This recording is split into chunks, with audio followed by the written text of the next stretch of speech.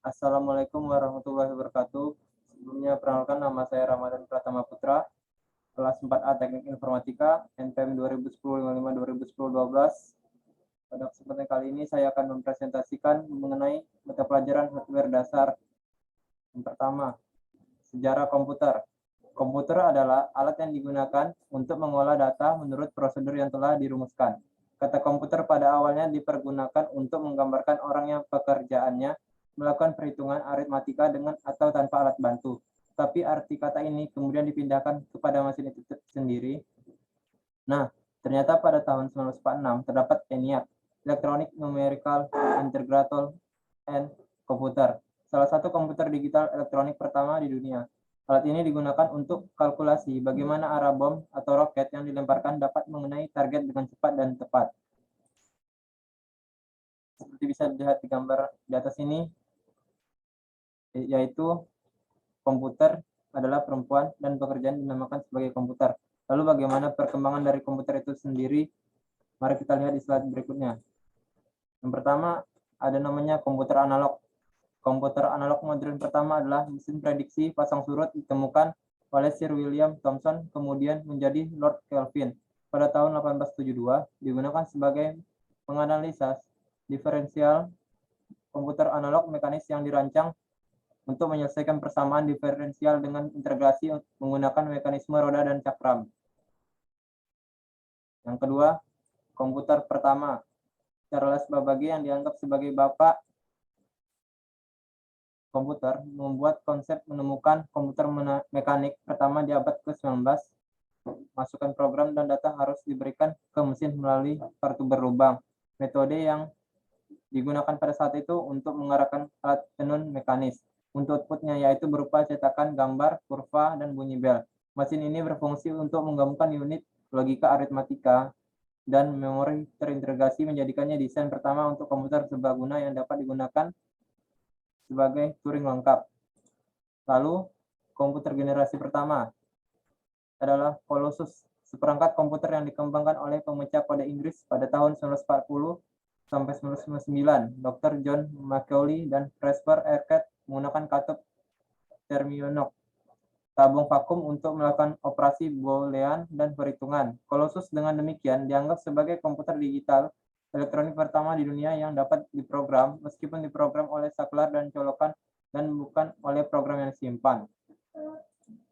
Komputer generasi kedua, John Barden dan Walter Brattain pada tahun 1947 membangun transistor kerja pertama dari 1955 dan seterusnya. Transistor menggantikan tabung vakum dalam desain komputer sehingga munculkan komputer generasi kedua. Dibandingkan dengan jumlah vakum, transistor memiliki banyak keunggulan, lebih kecil dan membutuhkan daya lebih sedikit daripada tabung vakum sehingga menghasilkan lebih sedikit panas. Transistor sambungan jauh lebih andal daripada tabung vakum dan memiliki masa pakai yang lebih lama dan tidak terbatas. Komputer transistor tersendiri berisi puluhan ribu sirkuit logika linear dalam ruang relatif yang kompak. Komputer generasi ketiga muncul sejak era 1964 sampai 1970, merupakan lanjutan riset dari generasi kedua. Dengan hasil riset ini mengatakan bahwa transistor dapat dipadatkan, integrated circuit atau IC. IC adalah gabungan dari ribuan transistor dalam bentuk silicium dengan bentuk kecil dan ukuran beberapa milimeter. Penemu IC yaitu Jack Kilby, Edward Kenyon, Robert Nash, dan Frank Wanlas. Komputer generasi keempat. Pada generasi ini ditandai dengan munculnya LSI, Large Scale Integration, yang merupakan pemadatan ribuan IC ke dalam sebuah chip. IC ini dibuat oleh Jack Balate dan Floyd Gunnar Westland. Istilah chip digunakan untuk menunjukkan suatu lempengan persegi 4 yang memuat rangkaian-rangkaian terpadu. Integrated Circuit LSI kemudian dikembangkan dalam VLSI, Very Large Scale Integration. Perkembangan berikutnya ditandai dengan munculnya mikroprosesor dan semikonduktor. Dan yang terakhir, komputer generasi kelima. Komputer generasi kelima merupakan komputer yang mulai menggunakan mikroprosesor dengan teknologi ULSI. Teknologi yang memungkinkan pemadatan 10 juta komponen dalam sebuah mikroprosesor. Komputer ini mulai berkembang sejak tahun 1980 hingga saat ini. Ciri lain komputer generasi kelima adalah penggunaan parallel processing, pemrosesan secara paralel, dan artificial intelligence, kecerdasan buatan. Lalu yang kedua, cara merawat komputer. Cara merawat komputer, pemeliharaan komputer sangat penting dalam fungsi dan dampaknya. Semakin rajin kita membersihkan dan merawat komputer, semakin baik kinerja komputer. Yang pertama, yaitu perhatikan aliran udara PC Anda. Pasokan udara pada komputer atau laptop sangatlah penting, karena masing-masing gadget tersebut akan mengeluarkan panas jika digunakan beberapa lama. Ketika pasokan udara berjalan dengan baik, suhu komputer Anda menjadi teratur. Yang kedua, pembaruan perangkat lunak dan driver. Salah satu cara merawat komputer atau PC adalah dengan melakukan update secara berkala, minimal setiap 2 bulan sekali, karena pada saat itu Windows atau Mac yang lainnya sudah melakukan update terbaru. Pembaruan ini berfungsi untuk memperbaiki bug, meningkatkan kinerja perangkat lunak, meningkatkan perlindungan, dan lainnya. Yang ketiga, hindari penggunaan PC saat hujan. Jika sedang hujan atau akan turun hujan, sebaiknya komputer dimatikan terlebih dahulu agar tidak tersambar petir. Apalagi jika komputer terhubung dengan wireless atau modem, segera matikan komputer dan jaringan internet dengan baik agar tidak tersambar petir. Lalu yang keempat ada ganti prosesor thermal paste dan VGA secara berkala. Langkah terpenting dalam perawatan komputer selanjutnya adalah mengganti prosesor secara berkala. Paste atau thermal paste biasanya akan mengering saat digunakan. Oleh karena itu, agar komputer tidak overheat, thermal paste harus diganti. 5. Yang terakhir yaitu membersihkan debu yang menempel pada komponen PC. Setelah melakukan beberapa cara di atas, maka selanjutnya adalah membersihkan semua komponen yang masih menempel seperti hard disk, power supply, LAN card, VGA, dan beberapa komponen kotor lainnya. Anda bisa membersihkannya dengan cara menyikat yang lembut, membersihkan dengan hati-hati karena biasanya komponen ini rawan tergores atau tertekuk. Lalu yang ketiga, penyebab panasnya suhu di dalam casing komputer. Yang pertama, virus komputer dan malware. Ini merupakan hal yang paling sering yang menyebabkan prosesor komputer panas. Virus yang dapat menyebabkan ekstensinya panas. Prosesor ini biasanya berupa software yang memiliki ekstensi X, sehingga banyak orang yang tidak menyadari bahwa file ini adalah virus. Saat software ini dijalankan, maka akan ada banyak software yang berjalan secara bersamaan pada komputer Anda, dan ini akan berakibat pada beratnya kinerja prosesor yang kemudian akan menyebabkan prosesor menjadi panas. 2. Peningkatan kinerja prosesor atau overclocking. Peningkatan kinerja prosesor akan sangat berpengaruh pada suhu prosesor karena prosesor atau CPU akan dipasang mengeluarkan kinerja lebih dan akan berujung pada panasnya suhu prosesor. Yang ketiga, penggunaan komputer 24 jam non-stop.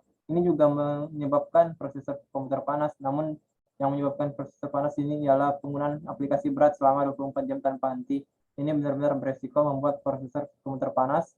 Yang keempat, menjalankan aplikasi yang berat. Hal ini sangat berkaitan erat dengan penyebabnya panasnya prosesor. Nomor 4, dan juga sangat berisiko membuat panasnya suhu prosesor saat Anda menjalankan aplikasi yang berat. Aplikasi tersebut membutuhkan kinerja prosesor dan memori yang sangat cepat, jadi akan sangat bisa membuat prosesor Anda menjadi sangat panas. Yang kelima, thermal paste pada prosesor sudah kering. Paste ini berfungsi untuk menyerap panas dari prosesor dan menyalurkan panas tersebut ke fan atau kipas yang berada di atas prosesor. Hal yang membuat thermal paste mengering adalah umur. Biasanya thermal paste berumur kurang lebih 3 tahun, dan saat thermal paste prosesor mengering, maka suhu prosesor akan lebih cepat panas.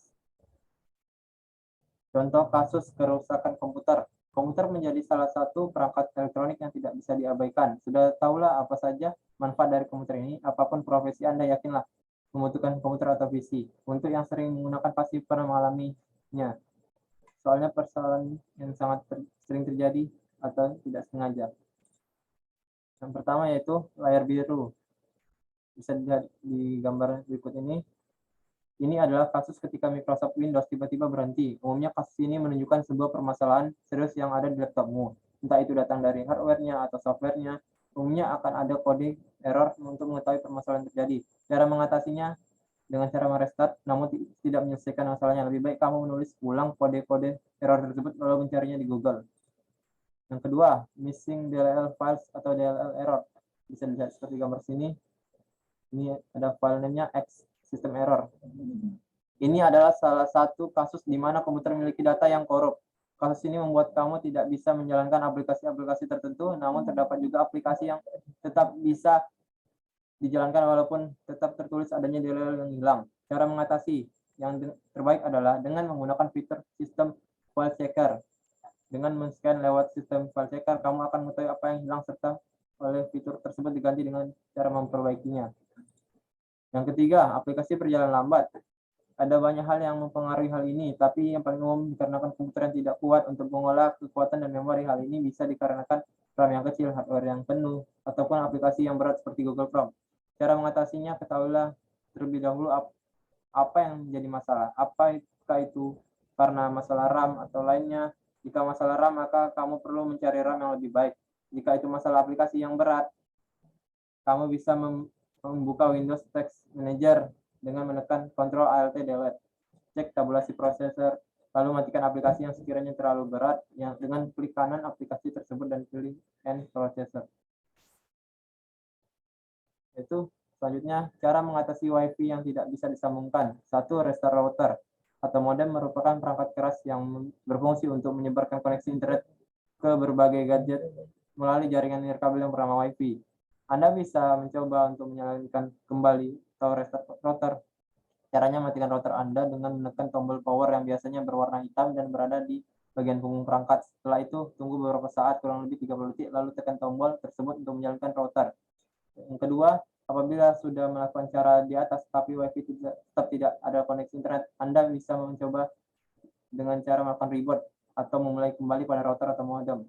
Secara fungsi, reboot router hampir sama dengan restart router, yakni memulai kembali perangkat. Langkahnya itu masukkan username dan password yang pada umumnya menggunakan kata admin untuk login ke pengaturan router. Setelah berhasil masuk ke halaman awal pengaturan router, klik menu System Install, lalu klik opsi reboot. Dan yang terakhir yaitu, selain dari masalah di perangkat router, bisa jadi permasalahan WiFi tidak ada koneksi internet disebabkan karena driver adaptor WiFi pada laptop Anda sedang bermasalah atau butuh diperbarui. Penyebab ini biasanya ditandai dengan laptop tidak bisa mendapatkan koneksi di internet dari WiFi, sedangkan gadget lain yang memiliki bisa mendapatkan koneksi internet dari WiFi dengan lancar. Anda bisa mencoba untuk memperbarui driver adaptor WiFi yang ada di laptop. Apabila Anda menggunakan laptop Windows 10, caranya klik ikon Windows, kemudian masukkan kata kunci Device Manager di kolom pencarian. Setelah itu klik ada opsi adapter, kemudian klik kanan dan pilih opsi update driver. Demikianlah hasil presentasi yang bisa saya sampaikan, kurang lebihnya mohon dimaafkan. Wabillahi taufiq wal hidayah. Wassalamualaikum warahmatullahi wabarakatuh.